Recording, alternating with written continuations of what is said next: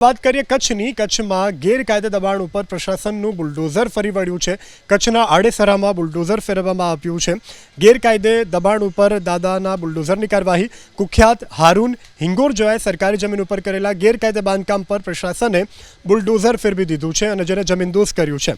તો કુખ્યાત આરોપી કે જેના ઘર ઉપર ચાલ્યું છે આ બુલડોઝર, સરકારી જમીન ઉપર આલિશાન બંગલો અને હોટલ બનાવી હતી, જેના ઉપર બુલડોઝર ફેરવી કાર્યવાહી કરવામાં આવી છે. કુખ્યાત હારૂન હિંગોરજા વિરુદ્ધ હત્યાનો પ્રયાસ, ખનીજ ચોરી સહિતના ગુના પોલીસ ચોપડે નોંધાઈ ચૂક્યા છે.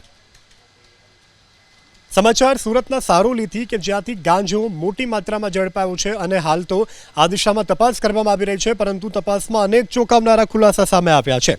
ગાંજાની હેરાફેરી માટે ડ્રગ્સ પેડલરો વિદ્યાર્થીઓનો ઉપયોગ કરતા હોવાનું સામે આવ્યું છે.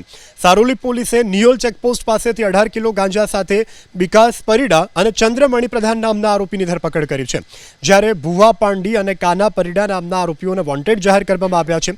ઝડપાયેલા આરોપીઓ પાસેથી પોલીસે 2 લાખથી વધુનો મુદ્દામાલ જપ્ત કર્યો છે. ઝડપાયેલા વિકાસ પરિડા વિદ્યાર્થી હોવાનો ખુલાસો થયો છે. તો આ તરફ સુરત પાંડેસરા પોલીસે 5 કિલો ગાંજાના જથ્થાની સાથે રામ શરણ ઉર્ફે મુન્ના જસપી યાદવ નામના આરોપીની ધરપકડ કરી છે.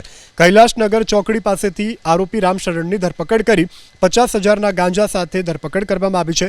આરોપીના ઘરેથી પણ 1,33,000થી વધુની રોકડ અને મોબાઈલ જપ્ત કરવામાં આવ્યા છે. ઝડપાયેલ આરોપી છેલ્લા 4 મહિનાથી ગાંજાનું વેચાણ કરતા હોવાનો પણ ખુલાસો થયો છે.